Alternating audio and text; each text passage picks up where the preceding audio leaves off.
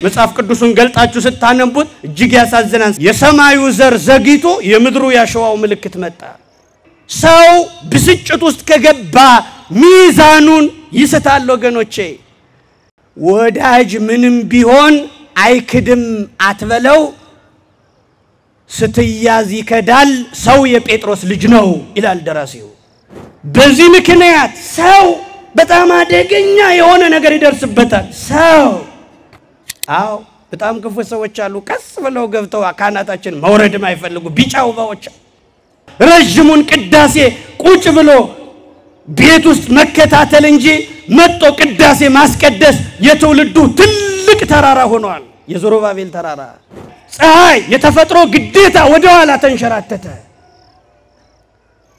አዎ ያስከረን ሳጥኖ ማገዶ ሆነ የቀኑ ምሽት ለሕዝቅያስ ሲባል ማለዳ ሆነ መጽሐፍ ቅዱስን ስታነቡት ግን በጣም የሚያሳዝነው ክፍል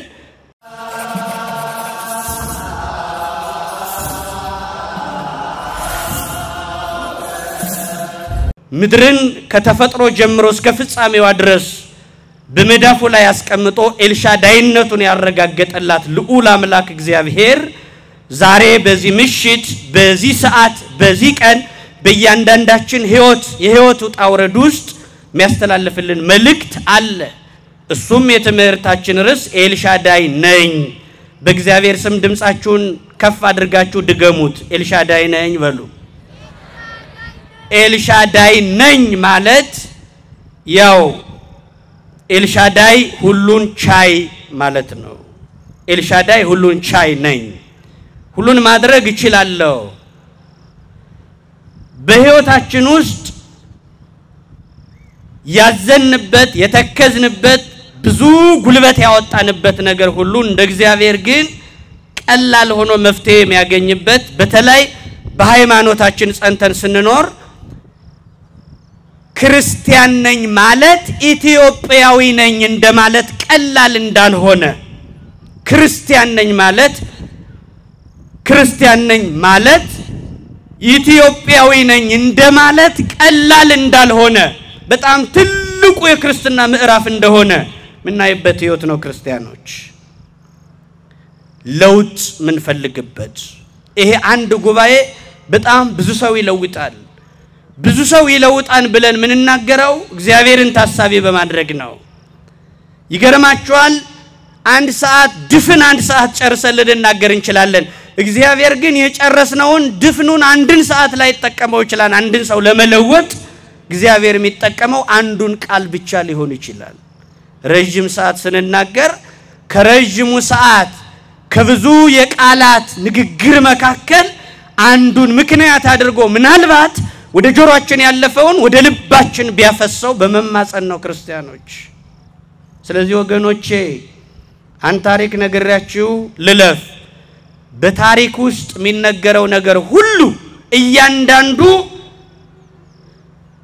በመጽሐፍ ቅዱስ ውስጥ የተጻፉ ክፉ ሰዎችም አሉ የክፉ ሰዎች ታሪክ አለ የደጋግ ሰዎች ታሪክ አለ ያንን ግን ቁም ነገር አድርጎ ለሚያነብሰው በትኩረት ሰጥቶ ለሚያነብሰው በጣም ሰፊ የሆነ ወደኛ እያንዳንዱ ነገር ክፉ ሰዎች በመጽሐፍ ቅዱስ ተጽፈዋል የደጋግ ሰዎች ታሪክ አለ ተጨምቆ ግን ተደምሮ ተቀንሶ ውጤቱ የነዚህ ሰዎች ታሪክ የኛን ህይወት መዳሰስ እንጂ ከዚህ በፊት የነበሩ የነ አብርሃምን የነ ሳራን የሌሎችን የደጋግ ሰዎች ታሪክ ተርኮ ማለፍ አይደለም የትምህርቱ መሰረታዊ ጭብጥ እሱ አይደለም ወገኖቼ እሱ አይደለም እንዲህ ይባላል አንድ ደብረ ሊባኖስ የገባ አንድ እንግዳ እንዲህ ያደረጋሉ የገዳሙን ሥርዓት አያውቅምና እንዲህ ያደረገ ይባላል ገዳም እንደገባ በገዳሙ ሥርዓት እግሩን አጠቡትና እግሩን ሰዶ ታጥቦ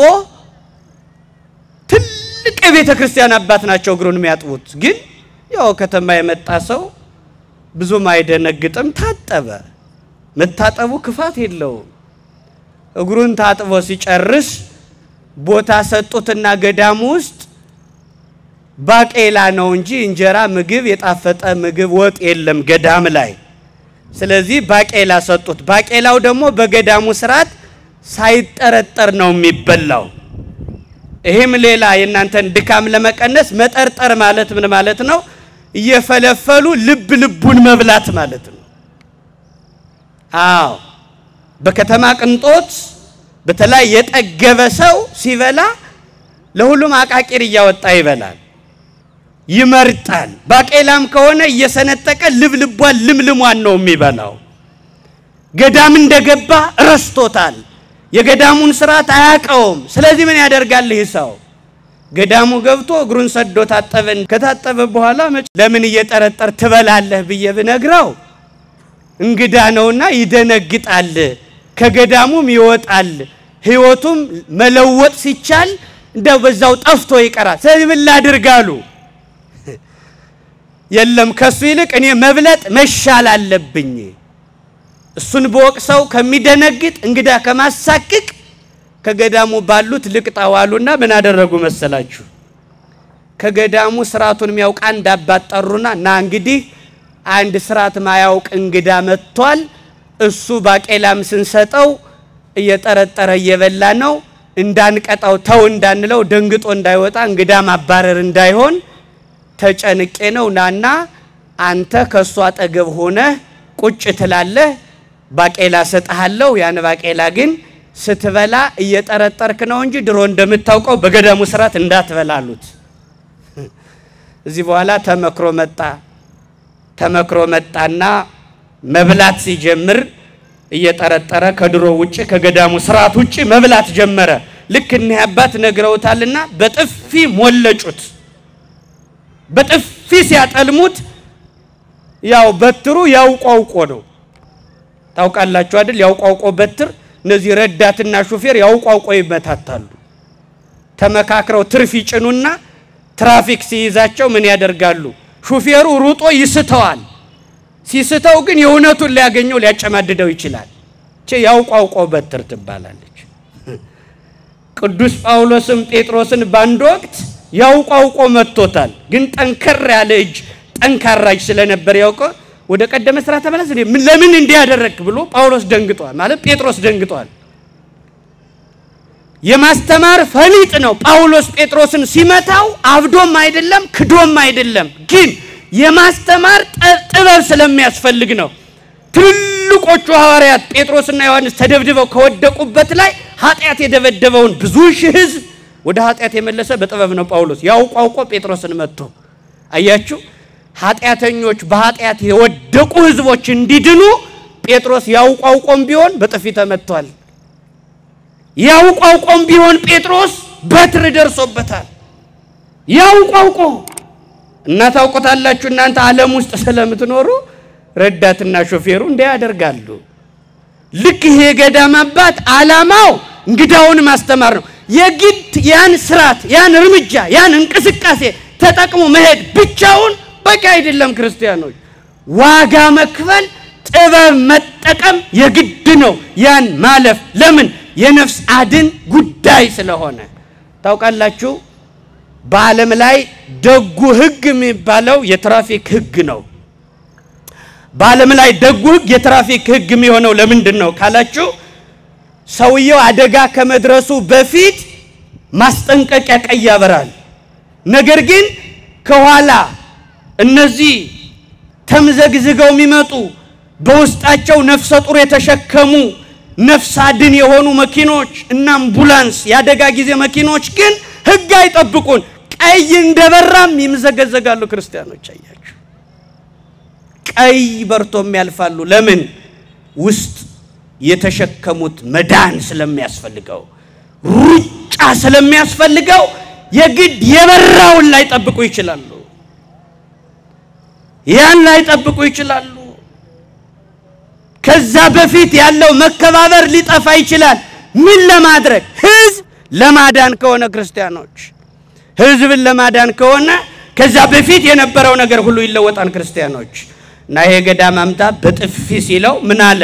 በትሩ ያውቋውቆ እንደሆነ ቢያውቅም ማስተማር ስላለባቸው አባዬ ለምን ትመታኛለህ ሲለው አይ እንዴት የገዳሙን ሥርዓት ታፈርሳለህ አሉት። የገዳሙ ሥርዓት ምንድነው ሲል ከመቼ ወዲህ ነው ባቄላ እየተላጠም ይበላ አሉት። ከጎን የተቀመጠው እንግዳ ምን እንዳለ ታውቃላችሁ? እቺ ጥፊ ለኔ ናት አለ። እያንዳንዱ አሁን ከኔም በኋላ ነገም ከነገ በኋላ መምህራኑ እንዳሳብ አንስተው የመጽሐፍ ቅዱስ ታሪክ ሲተርኩ ታዲያ የና አብርሃም ታሪክ ለምንድነው ዛሬ እንዳዲስ በእኛ ፊት ምናውቀውን ታሪክ የሚተርኩ ካላችሁ የኛ ናት እቺ ጥፊ ለኔ ናት አለ። መማር ነው ወገኖቼ። ታዲያ ኤልሻዳይ ነኝ በሚለው ታሪክ ውስጥ ስነግራችሁ ኦሪት ዘፍጥረት ምዕራፍ 17 ላይ ነው ርዕሱን ያደረግነው ቁጥር 1 ነው። ነገር ግን ሙሉ ታሪኩን ለማግኘት ቤት ገብታችሁ እንድታነቡ ብነግራችሁ ግን ከኦሪት ዘፍጥረት ምዕራፍ 16 ጀምሬ ነው። ኦሪት ዘፍጥረት ምዕራፍ 16 ላይ ስትገቡ የአብርሃምን ሙሉ ታሪክ ጀምሮ ታገኛላችሁ።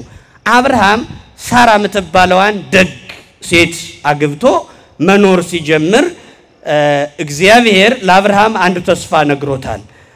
እንደ ሰማይ ከዋክብት እንደ ምድር አሸዋ ዘርህ ይበዛል። እንደምን አልኳችሁ? በሉ አንድ ጊዜ ምስክርነት ስጡ።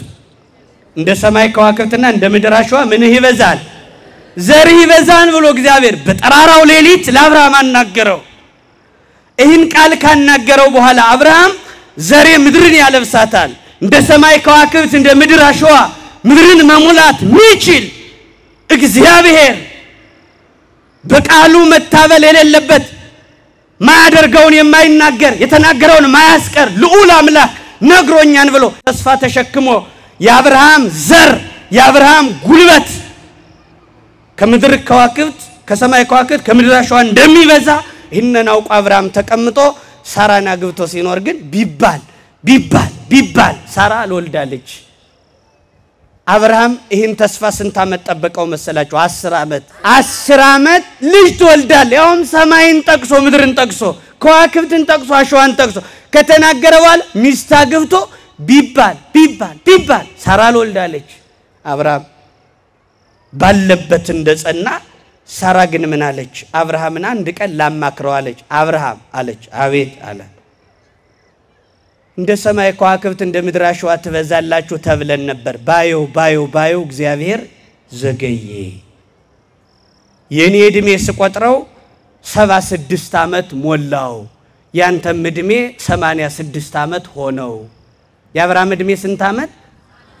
የሳራ እድሜ ስንት ዓመት ሆነው? 76። የአብርሃም 86 ሞላው። ከዚህ በኋላ ደማችን ደረቀ፣ ልጅ መውለድ አንችልም። ልማደ አንስ የሚባለው በሴቶች አለ የመውለድ ስርዓት ተቋረጠ። ስለዚህ አብርሃም አሁን ጨርሰን በነፍስ በስጋ ሳንጠፋ ማሰብ መቻል አለብን። እንዳልወልድ አለች ሳራ። እግዚአብሔር ዘጋኝ አለች። ምን አለች? እግዚአብሔር አልዘጋትም፣ ዝግ ግን አድርጓታል። ዝግ ሳይሆን ዝግ ነው ያደረጋት እግዚአብሔር። አያችሁ፣ አንዳንድ ጊዜ በህይወታችሁ ዝግ ያልሆኑ ዝግ ያሉ አዝጋሚ ነገሮች ይኖራሉ። አያችሁ፣ ይህን ነው እቺ ጥፊ ለኔ ናት በሉ እስኪ ሁላችሁ። በህይወታችሁ ልጅ የዘገየባችሁ፣ በህይወታችሁ ትዳር የዘገየባችሁ፣ በህይወታችሁ ጓደኝነት እናንተ እንዳሰባችሁት ያልሄደላችሁ ሁሉ ዝግ ያለባችሁ ሁሉ ነገር ያሰባችሁት ነገር አእምሯችሁ ፈጥኖ ነገሩ ዝግ ያለ ቢመስልም በተለይ ከእግዚአብሔር አንፃር ስትመለከቱት አባቶቻችን ሲናገሩ ምን ይላሉ?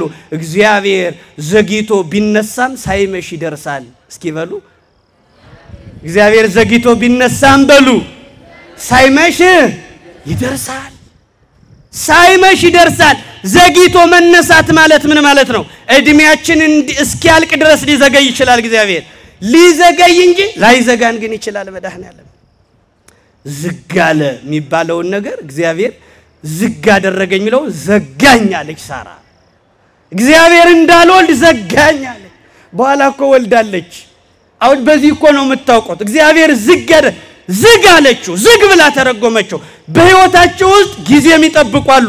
በተለይ እኛ ሂደን የኛን ኃይል የኛን ውበት የኛን አቅም አሟጠን ጨርሰን በቃኝ ይህን ነገር ከዚህ በኋላ ተመልሼ ማሰብ አልፈልግም ማለት ስንጀምር እግዚአብሔር ጣልቃ ይገባና ስራ ይጀምራል። እንደ ሳራ የደረቁ ማይጸኖች ይለመልማሉ። ወገኖቼ እግዚአብሔር ዘጋኝ። መጽሐፍ ቅዱስን ገልጣችሁ ስታነቡት እጅግ ያሳዝናል። ሳራ ምን አለች? እንዳልወልድ እግዚአብሔር ዘጋኝ አለች። 4 ነጥብ ጠቅጥቃ ነው የተናገረው ዘጋይ እንዳልወል ስለዚህ ምን ላደርግ አላት አብራም አለችን ሰራተኛ አጋር ምትባል እሷን ፈቀጀላለሁ ከሷ ውለድና ልጁ ለኔ ይባላል አለች ሳራ ቸኮለች ሳራ ያብራም ትዳር ያ መመራረቃ የሆነው ያብራም ትዳር ጥያቄ ምልክት ውስጥ ሊገባ ነው ወገኖቼ በሳራ ችኩልነት በህይወታችሁ ውስጥ የትግስት እጦት የመረጋጋት ችግር የተስፋ መቀጨጭ ምን ያክል የህይወታችን መስመሮች እንደሚያበላሻቸው ተመልከቱ አብርሃም ምን አላት ውለድ ስትለው እሷን ማሳዘን ተገቢ እንዳልሆነ አየና ከግብጽ በመጣች ሰራተኛ አጋርን ወስዶ በፈቃዷ ካጋር ወንድ ልጅ ተጸነሰ ኢስማኤል ተወለደ ኢስማኤል ማለት እግዚአብሔር ሰማኝ ኢስማኤል ተወለደ በሳራ ችኩልነት ከአብርሃም ቤት ሌላ ዘር እንደ ከዋክብት ያለ ዘር ነግሮት ነበር አሁን ግን የሰማዩ ዘር ዘግይቶ የምድሩ ያሸዋው ምልክት መጣ ያሸዋው ምልክት እንደ ሰማይ ከዋክብት እንደ ምድር አሸዋ ነበር ያለው ከሳራ ችኩልነት የነበር የተነሳ የሳራ ችኩልነት የሰማይ ከዋክብትን አዘግይቶ የምድር አሸዋዎች ምልክት የሆነው ኢስማኤል መጣ ኢስማኤል ተወለደ አጋር በሳራ ፈቃድ ልጅ እንደጸነሰች ሲታውቅ የፈሰሰ ውሃ ደፋ ቀና ብታለሳ ብላ ምታነሳ የሳራ አገልጋይ አጋር ጥጋብ ተሰማት እመቤት መጫወት ጀመረች ምን አለች ሳራ እንደጸነሰች አየችና ስታዘዛት እንደ ድሮ አልሆንላት አለች እንጨት ሰብረሽ ውሃ ቀድተሽ አቃብኝ ስትላት ምን ትላለች እኔ ትላለች አጋር እዚህ በኋላ እመቤት የሆነች ማናት በሞት የነገሩኝ ሳራ ናት አጋር ናት ከአብርሃም ዘር የቋጠረች አጋር ናት ወደ አጋር መጣ አብርሃም ምንም ቢሆን ከአጋር ልጅ እንደሰጠው ሲያውቅ በሰውኛው ምን አሰበ ምናልባት እንደ ሰማይ ከዋክብት እንደ ምድር አሸዋ ዘርህን አበዛዋለሁ ያለኝ በሳራ በኩል አይደለም ማለት ነው በዚህኛው በኩል ማለት ነው ሚል ሐሳብ እንደ ሰውኛ ብልጭ አለ በአብርሃም ላይ አጋር ወንድ ልጅ ቋጥራ ለሳራ ልታዘዛለች እንጨት ሰብሮ ሀቀርቶ መስጠት ከዚህ በኋላ በትክክለኛው ፍርድ ከሆነ አንቺ እንጂ መታዘዝ ያለብሽ እኔ አይደለው ለምን ወልጄ ልጅ መሰጠው ለአብርሃም እኔ እንጂ አንቺማ ሰራተኛ መሆን የሚገባሽ ቢወልዷት እንጂ ማትወልድ በቅሎ ሆነሻል ስለዚህ ታዘኝ ስትላት አብርሃምን ተወርውራ ሄዳ ሳራ ምን አለች ባንተ ምክንያት እገፋለሁ አለች ሳራ አሁን ይህን ጽንሰ ሐሳብ ያመጣ ከአጋር መወለድን አብርሃም ነውን ካላችሁ በፍጹም ነገር ግን ሰው ብስጭት ውስጥ ከገባ ሚዛኑን ይስታል ወገኖቼ ግሩስት ገብታም ቢሆን እንደ ሚዛን እየተንቀጠቀጠች አብርሃም ልትናገረው አይገባም ነበር ባንተ ምክንያት እገፋለሁ ምን አለብህ አንተ እንግዲህ እሷ ጸንሳለች እሷን መቤት አድርገህ እኔም ባሪያ ልታደርግ ነው ሚለው ቢስጭት መጣበት ሳራ አብርሃምን ብትብት የአብርሃምና የሳራ ቤት አጋር በመውለዷ ችግራችን ይፈታን ስትል ናቀቻት አቃለለቻት አልታዘዛለቻት ሳራ ስትበሳጭ ግን አብርሃም ምን አላት ባሪያሽ ናት ዛሬም ባሪያሽ ናት ለክሽ ማድረግ ትችያለሽ በእጅሽ ናት አላት ስለዚህ በዚህ ሰዓት ምን አለች ተቆጣቻት ገሰጸቻት አበሳጫቻት እንደ ጦር ሚወጋ ባሽሙር ስትወጋት ከቤት ወጣ መሰደድን መረጠች የሳራ ምላስ ጅራፍ ሆኖ ለበለባት እንደ ሳማሚ ለበልብ እንደ ጦር የሚወጋ ሽሙጥ ጀመረች ሳራ ዛሬም ጸንሰሽ ባሪያ ነሽ ማለት ጀመረች ቤቷን ለቃ እንድትሄድ ተገደደች አያችሁ ናቀቻት ይላል መጽሐፍ ቅዱስን ስታነቡት ግን በጣም የሚያሳዝነው ክፍል ምን ይላል መሰላችሁ አጋርም ከአብርሃም ልጅ እንደጸነሰች ባየች ጊዜ በመቤቷ ላይ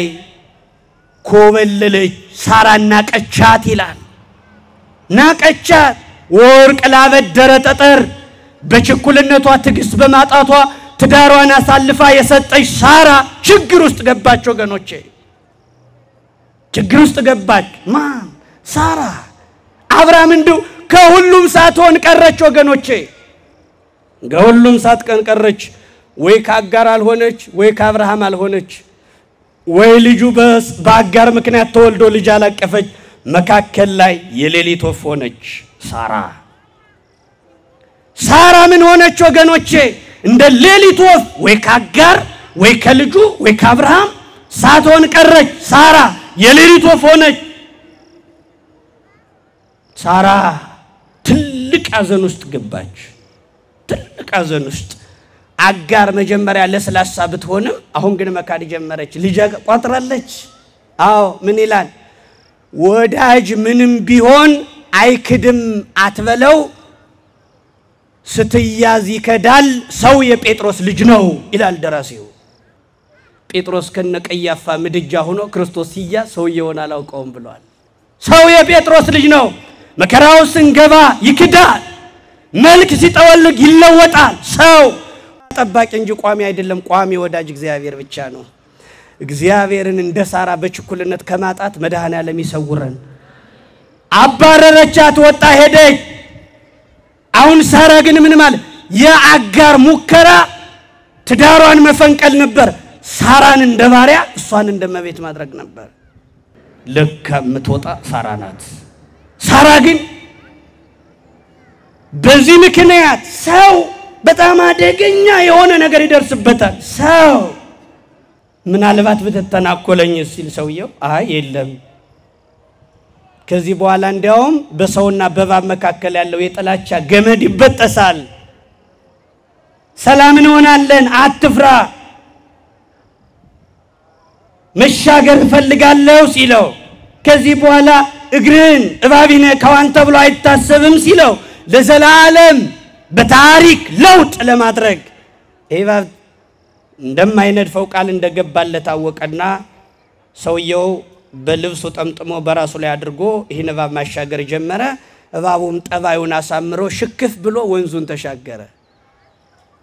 ተሻግረው የብስ ላይ ሲደርሱ ግን በልቀጠሯችን ቃል ኪዳናችን እስከዚህ ነውና ውረድ ሲለው አልወርድም አለ ለምን ሲለው ተስማምቶኛል አለ ውረድ ቃል ኪዳናችን እስኪ ነው አይ ቃል ኪዳናችን እስከዚህ ቢሆንም እስከተመቸኝ መውረድ አልችልም አው በጣም ክፉ ሰዎች አሉ ቀስ ብለው ገብተው አካናታችን መውረድ ማይፈልጉ ቢጫው ባዎች በጣም ክፉ ሰዎች አሉ ያን ክፉ ቀን አልፈው እንኳን ማይተውን ሰዎች እኮ አሉ አሁንም እየተከታተሉ በቅጠል ቀዳዳ ህይወታችን እያሰቡ እየተከታተሉ የሚያሳልፏት ክፉ ሰዎች አሉ ወገኖቼ ውረድ ሲለው አልወርድም አለ የግድ ዳኛ ተፈለገና ወደ ዳኛ ሄዶ ሲጠየቅ ዳኛው ቀበሮ ነው ምንድነው ዳኛ ቀበሮ መጣና ዳኝነቱን ስጥ ሲባል ምንድነው ሲል አይ ቃል ኪዳናችን እስከዚህ ነበረ አሻገሬ ወረድ ስለው አልወርድ አለ ስለዚህ ካናቴ እንድወርድልኝ ፈልጋለሁ ሲል ቃል ኪዳናችሁ እስከዚህ ተነበረ ለምን አትወርድም ሲለው አይ ልክ ነው ቃል ኪዳናችሁ ግን ያላሰብኩትን ህይወት አስለምዶኛልና እንደዚህ ምቹ መሆኑን ስላላወቅኩ ነው ቃል የገባው አሁን ግን ተመችቶኛል አልወርድም ስለዚህ ምን ይሁን አብሬ ነው መቀጠላለው አናቱ ላይ ሆኜ በዚህ ጊዜ ዳኛ የግድ አንድ ነገር ማለት ስላለበት ምን አለ በሉ ልክ ነው የሁለታችሁንም ችግር ሰምቻለሁ ነገር ግን ምን ላድርግ አለ በል እንግዲህ ከዳኛ ፊት ከላይና ከታች መሆን የለም ሁሉም ከታች ሆኖ ፍርድ ይሰማል ችሎት ፊት ላይ መሆን የለም አለ ስለዚህ ላይ ያለ አናት ላይ ያለ ወረድና መፈርደውን ስማ አለ ፍርድ ሊሰማ ከሰውየው አናት ላይ ወርዶ መሬት ላይ ሲሆን ቀበሮ ምን አለች ዳኛ ናት እባብ ያለ ከምድር ከጅህ ያለ በትር እባብ ያለ ከምድር እስኪ በሉ ከጅህ ያለ በትር በሉ አታውቁተምተሙ ጮክ ብላችሁ ተናገሩ ከጅህ ያለ በትር በሉ እባብ ያለው ከምድር በሉ እባብ የት ነው ያለ ምድር ላይ ሰው ቀበሮዋ ባለቅኔ ናት ምን ማለት ነው እጅ ላይ በትር አለ ጆሮውን አጨማደው ማለት ነው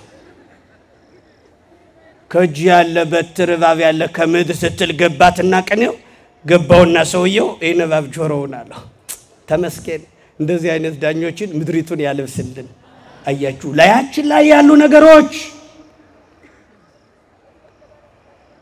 ከዚህ በኋላ የቀበሮ ዳኝነት ማንን ፍንድቅድቅ አደረገው ሰውየው በጣም ደስ አለውና ያንተን ውለታ አንድ ነገር ልስጥ ለውለታ ሲለው ምንም አልፈልግም አለ ቀበሮ የለም አንድ ነገር እኔ ደግሞ ሳላደርግ አልቆም ስለዚህ ና እንግዲህ የግድ ከሆነማ አንድ ጠቦት ስጠኝ አለ ቀበሮ በጠቦት አይጨክንም ስጠኝ እና ብሎ አስከትሎ ሄደና ከቤቱ ያን ጠቦት እንዳይሰጠው ሆዱን ብራሽ አለው ደነገጠ አሁን ይሄን ሰጥቼ እንደው ባልቅ ለበል አይነት ከዚህ በኋላ ምን አለ ሊሰጠው ሻለና ጠቦት እንዳይሰጠው ሊከስር ሲሆን ወደ ውስጥ ገባና ቦቢ ያለ ውሻ እሱን በቆንጆ ፎጣ ገንዞ በግነው ብሎ እየጎተተ ይዞት መጣ ቀበሮ ያንዳኝነት የሰጠ ቀበሮ ተርታራ ነው አወቀ ተረተረ ራቃለና ልቀቀዋል ምን በለው አይ ያመልጣል ሲለው የለም ሩጬ ይዘዋልዋል የለም ለምን ተሯሯጣለህ እኔ ያስኩልህን ማትቀበል ሲለው ያልደከምኩበት አይጣፍጥም አለ አዎ ያ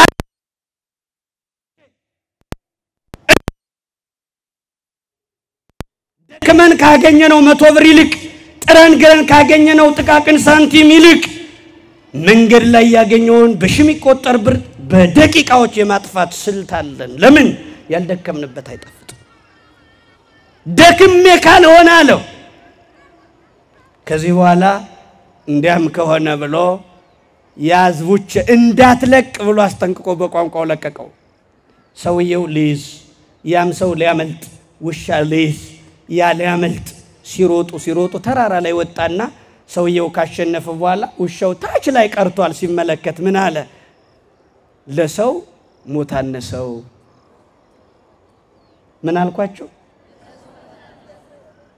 አያችሁ ወርቅ ላበደረ ጠጠር አካሏን ለሰጠች ለሳራ እንዲህ አይገባትም ነበር ወገኖቼ ሳራ ግን ታሪኩ እንዲሆነ ሳራ ተገፋች ለአብርሃም ተናገረች ሳራ ተባረረች ከቤት ወጣ ሄደች የእግዚአብሔር መልአክ መንገድ ላይ ቆይቶ አጋር ሆይ መንገድሽ ልክ አይደለም አላት ደና የመሰለው ሶሻል ሚዲያው ያጠቃቀም ችግር ገጥሞት ህይወታችን እንደ አጋር ኮብልሏል አኮብልሎታል ረጅሙን ቅዳሴ ቁጭ ብሎ ቤት ውስጥ መከታተል እንጂ መጥቶ ቅዳሴ ማስቀደስ የትውልዱ ትልቅ ተራራ ሆኗል የዘሩባቤል ተራራ አያችሁ ቅዳሴውን አገልግሎቱን ቤት ላይ መሳተፍ ከቻልኩ ብለን አሻንጉሊት ታቀፈን ቤት ውስጥ ቁጭ ብለን ሰንበትን ያሳለፍን ሰዎች ታዛቢ ይቁጠረን እግዚአብሔር በቅዱሳኑ በኩል በመላእክቱ በኩል በወዳጆቹ በኩል ከተሳሳትንበት የኃጢአት መንገድ ወደ መቅደሱ እንዲመልሰን መልካም ፈቃዱ ይሁንልን ወደ እመቤትሽ ተመለሺ ጉዞሽ ልክ አይደለም ሳራን አታዛዝኝ ከእግሯ በታች ነሽ አገልግያት የአብርሃምን ዘር ቋጥረሽ ከአብርሃም ቤት መውጣት አይቻልም ክልክል ነው አለ እግዚአብሔር መልአክ የአብርሃም ዘር ከሆድሽ አለ ስለዚህ ተመለሺ ወደ አብርሃም ቤት ተመለሱ የቤተ ክርስቲያን ዓላማ እግረ መንገዷን ምናልባት ገዳሙን ለማገዝ ሚለው ጥሪ ቢጫነውም በጉዞ በአጋጣሚ ግን ባንድም በሌላም በገዳሙ ስም ጠርቶ እንደ አጋር የኮበለለውን ህይወታችን ወደ ቤቱ መመለስ ነው ወገኖቼ አያችሁ አጋር ማለት በዕብራይስጥ ቋንቋ መኮብለል ማለት ነው በእኛ ነው ጥንድም ይመስል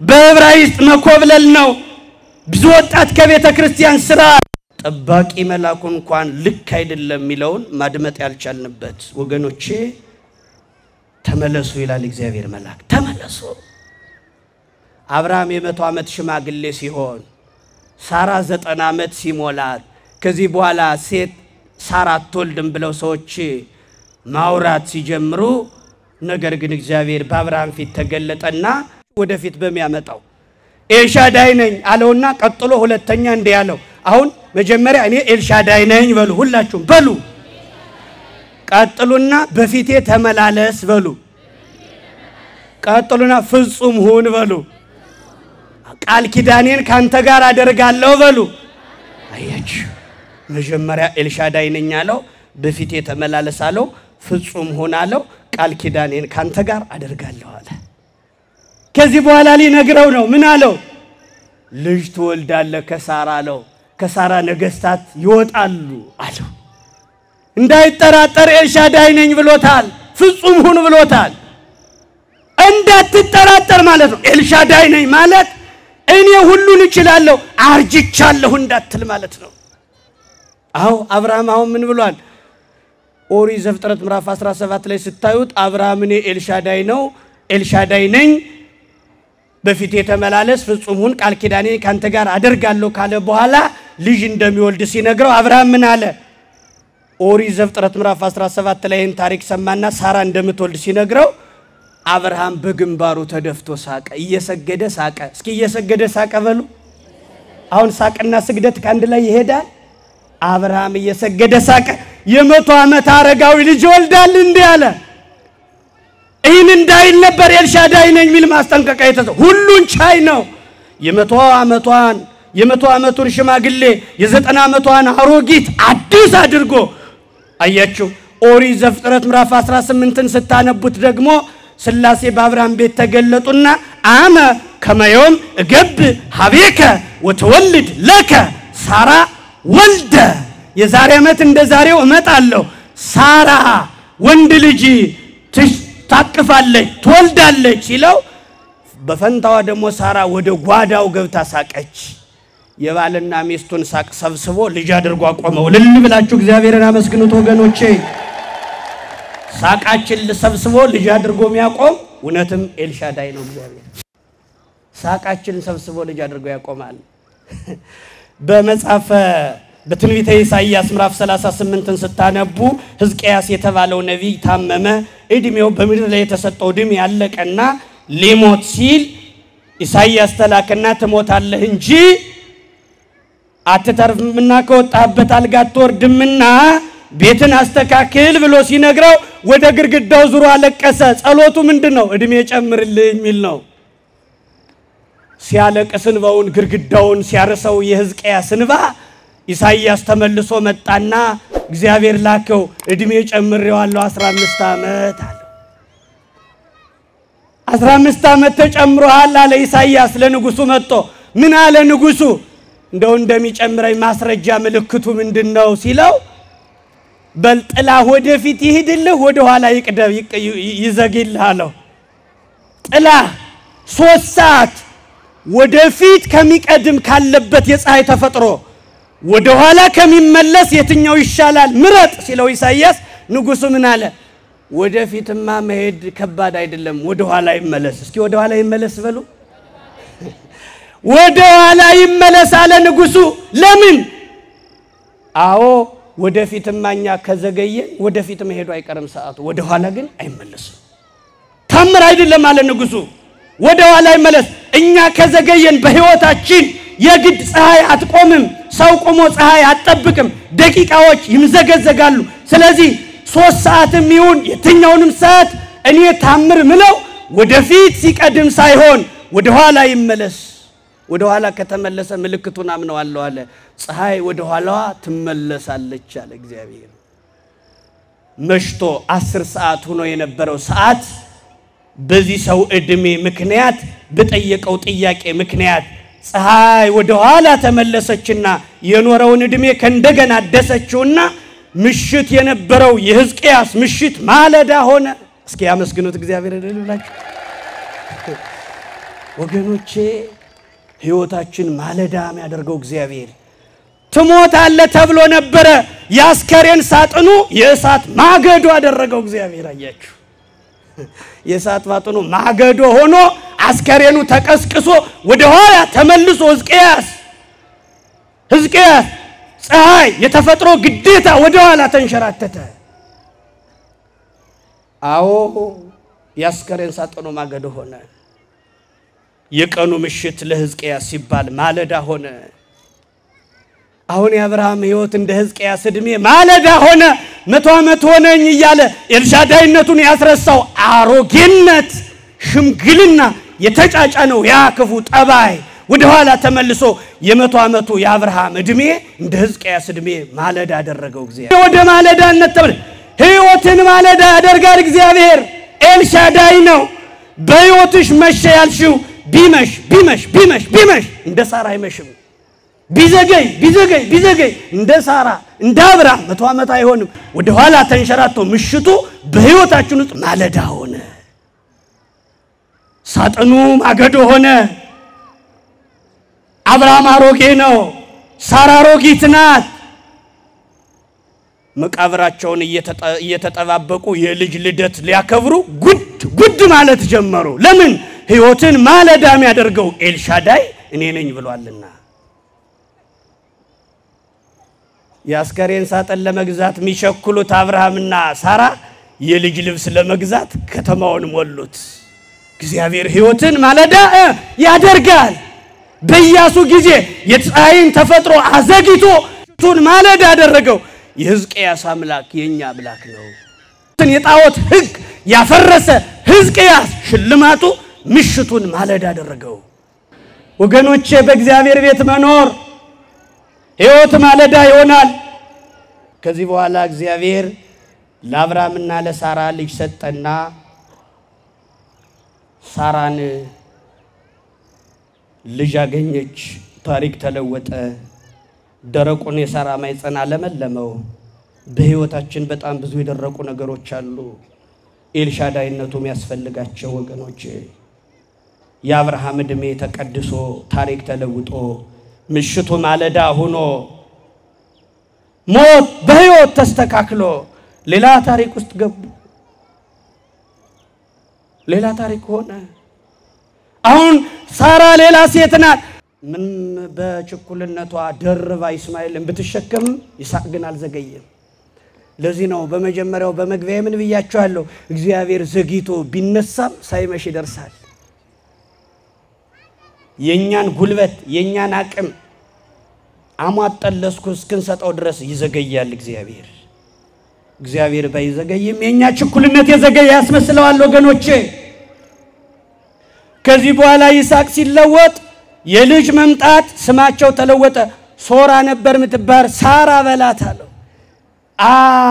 አብርሃም ነበር አብርሃም ስማቸውን የሚያስለውጥ ፍጥረት ቤታቸው ውስጥ በቀለ ኤልሻዳይነቱን ያስታውዘን የልጁ የስሙ ትርጉም ይስሐቅ ይባል አባቷም 100 ዓመት ሆኖኛል ብሎ አብርሃምን ስቋን ሳራም ስቃለች ነገር ግን በወጣ በገባ ቁጥር ሲመለከተው እንዲያስታውሰው ከቤታቸው ሳቅ ይሆናል አለ የሐዘኑን የርጅና የመካንነት ሐዘን የጎሰመው የአብርሃምን ትዳር ሳቅ ሞላው እግዚአብሔር ይስሐቅ ማለት ደስታ ሳቅ ማለት ነው ምን ታሳቃ ለሳራ ሳራን ምን አሳቃት ማለት ነው አብርሃምን ምን አሳቀው ማለት ነው ይስሐቅ ማለት ሳቃቸውን እግዚአብሔር ወደ አብርሃም ቤት ሲገባ የቤቱን ጉድለት አይቶ መጣ እንደዚህ ዘመን እንግዳ የቴሌቪዥኑን ጥራት የቤቱን ስፋትና ውበት የሶፋውን መስተካከል አይቶ አይወጣም እግዚአብሔር ቤት ውስጥ የጎደለውን አይቶ ወጣና የዛሬ ዓመት ጠብቁኛል አያጅ በደስታ ሞላው እግዚአብሔር ወገኖቼ ሁሉን ነገር አስተውሉ እንደዋዛ እንዳታዩት ሳራ ግን ቸኮለች እግዚአብሔር አሳየ ከዚህ በኋላ አብርሃም በ100 ዓመት ያገኘው ልጁ ይስሐቅ የሚባለው ልጁን አየውና 100 ዓመት የሆነው ሽማግሌ ይስሐቅ አደገና ድክ ማለት ሲጀምር የአብርሃም ልብም አብሮ ህፃኑ ጋር ድክ እያለ እግዚአብሔርን እየረሳው መጣ ምግብ ከልክ ካለፈ በሽታ ነው ፍቅር ከልክ ካለፈ ጣዖት ነው እግዚአብሔር ደግሞ ጣዖት የሆነብንን ነገር በህይወታችን ይሰብራል አይወደውም እግዚአብሔር በህይወታችሁ ውስጥ የመጀመሪያው ማን ሊሆን ይገባል እግዚአብሔር እስኪ እግዚአብሔር በሉ እግዚአብሔር የመጀመሪያ ካልሆነ ሌላ ጣዖት አይፈልግም እግዚአብሔር አብርሃም በስተርጅና ገኘና ይስሐቅን ከአምላኩ በላይ አስፈልጦ በፍቅር ነገረ ስራ ሁሉ ጸሎት የሚያስረሳ ልጅ ሆነበት በዚህ ጊዜ እግዚአብሔር ምን አለ ውዱ ፍቅሩ የይስሐቅ ፍቅር ከእግዚአብሔር ፍቅር እንዲበልጥ አይፈልግም ስለዚህ ያን ጣዖት የሆነበትን የልጁን ፍቅር እግዚአብሔር ሊሰብረው ፈለገና ምን አለ እግዚአብሔር ጣዖትን መስበር ይፈልጋል እግዚአብሔር ምን አለ አብርሃም ይስሐቅን ረደዋል ወረድልኝ እስኪ በሉ ምን በለው ለምን አጥብቆ ሲወደው አየ ከእግዚአብሔር ይስሐቅን ማምለክ ወደ መውደድ ይስሐቅን ረደው አለ። በሕይወታችሁ ጣዖት የሆነባችሁ ነገር ካለ እግዚአብሔር ይሰውው ይሰብረው ዘንድ ይቸኩላል። እግዚአብሔር ይሰብረው ዘንድ እግዚአብሔር ይቸኩላል። ወገኖች ይሰብረው ዘንድ ይዞት ሲቀርብ ግን ምልክቱን አሳይቶ መለሰው። አንደኛ እንዲሆን እግዚአብሔር ይፈልጋል። ታውቃላችሁ አንድ ሰው ቤቱን ሰርቶ 10 ክፍል ቤት ሰርቶ ቤቱን መርቆ እግሩን ዘርግቶ ለጥ እንዳለ እግዚአብሔር በሩን ኳ አደረገው። ማን ነው ብሎ ወዶ ሲከፍት መድኃኔዓለም ሄዶ ቆሟል በሩ ላይ። አንተም ከኔ ቤት መጣ ሳትንቅ ግባልና አንድ ክፍል ሰጠ። ስንት ክፍል? ለሰውየው 9 ለእግዚአብሔር ስንት? አቤት ያሳዝናል። ቤት የሰጠ ማን ነው? ጉልበት የሰጠ ማን ነው? ሰው አድርጎ ያቆመ ማን ነው? ለእግዚአብሔር ስንት ክፍል ተሰጠው? አንድ ክፍል። ምን አለ ወረሰው ቢለው ልክ እግዚአብሔር ገብቶ ቤቱ ቁጭ ሲል ቤቱ ከእንደገና ኳ አለ። ሰውየው ሄዶ ሲከፍተው ሰይጣን በር ላይ ቆሟል። ያምናት አያምጣው መድኃኔዓለም ደሞ አንተ ምን ባው ሰይጣን እንዳይመጣ ነበር። እንዴት አንተ ያለ ሰይጣን ቤቴ ይመጣል አለው። ሰውጭው ማን ነው? ሰውየው አይደለ እግዚአብሔር የሚሰጥ ግማሽ አድርጌዋለሁ 5 እኩል ተካፍለናል ብሎ ለጥ ሲል በሩ ከእንደገና ጧ ሄዶ ሲከፍት አሁንም ያመናጥ ያለ። ክርስቶስም የመጀመሪያው መለሰለ። ሰውየው ረፍት ሲያጣ ምን አለ? በቃ ጨርሻለሁ 9 ክፍል ያንተ ነው ላንተ ሰጥቻለሁ 1 ክፍል ለኔ ነው አለ። 9 ለማን ነው? 9 ግን ቤት የሚደለድል እግዚአብሔር ነው ሰውየው ነው? ስለኔ ከሰጣኝ 1 ክፍል እኔ ሰጥቻለሁ አለ መድኃኔዓለም። ከዚህ በኋላ እንደገና ከፍ ብሎ ሲንኳኳ አሁን ግን ቤቱ የማን ነው? የእግዚአብሔር ነው። ማን ነው መክፈት ያለበት? የቤቱ ራሱ እግዚአብሔር ዶ ሲከፍተው በሩ ላይ ይቅርታ ያንተ ቤት መሆን አላወቅኩም ማለት ሰይጣን። አያችሁ ለዚህ በኋላ መንኳኳቱ ቆመ። ሕይወት መንኳኳቷን እንድታቆም ሕይወት በሙሉ ጭልጥ ብላ ለእግዚአብሔር መሰጠት አለባት። 0 ቁጥር ደርድራችሁ መጨረሻ ላይ 1 ቁጥር ካደረጋችሁ ትርጉም የለውም። ቁጥር 1 ቁጥር መጨረሻ ከመጣ ዳር ላይ ከሆነ ግን ትርጉም ይኖረዋል። በሕይወታችሁ ልጅ ሚስት ትዳር ሕይወት ንግድ መኪና ቁስ አይደለም። የመጀመሪያው አንድ ላይ መሆን ያለበት እግዚአብሔር ነው። አሁን እግዚአብሔር ሙሉ ነገሩ ሲሰጠው የአብርሃም ቤት ሲቆጣጠረው የአብርሃም ቤት ተለወጠ። ሐዘን የሞላበት የአብርሃም ቤት በደስታ ታጠበ። ወገኖች በደስታ ታጠበ፣ በደስታ ተለወጠ። አውግስጢኖስ የሚባል አንድ 50 ዓመት በላይ 60 ዓመት ከሆነው በኋላ ረጅም እድሜ ከሆነው በኋላ በክደት በሌላ እምነት ኑሮ መጥቶ ወደ ክርስትና ከመጣ በኋላ በሌላ እምነት ያለ በዓለማዊ ግብር የምታውቀው አንድ ሴት ነበረችና እንደተለወጠ አታውቅም፣ ክርስቲያን እንደሆነ አታውቅም።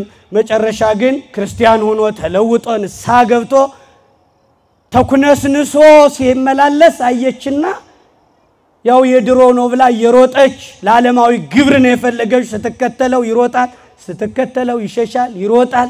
መጨረሻ ሮጣ ደረሰችበትና ባያውቀኝ ነው ትቶኝ የሚሮጥ ብላ እገሊት ነኝ አለችው። እኔ አይደለሁም አላት። እስኪ እኔ አይደለሁም በሉ ተለውጫለሁ አላት። እስኪ እናንተ ግን ሁላችሁ ወደ ንስሐ ከመጣን እኔ አይደለሁም። ንስሐ የገባ ሰው ሌላ ነው ወገኖች። የዛሬ ሳምንት የለካን የልብስ ደንበኛ ዛሬም ስንሄድ ይለካናል። ለምን? ልንወፍርም ልንሰስትም እንችላለን፣ ልንከሳም እንችላለን። ስለዚህ እግዚአብሔር ሕይወታችን ሙቀት መንፈሳዊ ሙቀታችን ይለካል። እግዚአብሔር በትናንት ነው የኃጢአት ማንነት አይደለም። ነገር ግን ሁላችንም ተለውጠን እንደው አውግስጢኖስ ምን ማለት አለብን? እኔ አይደለሁም። ሁላችሁም በሉ እግዚአብሔር ቤተሰቦች እኔ ግን ወገኖቼ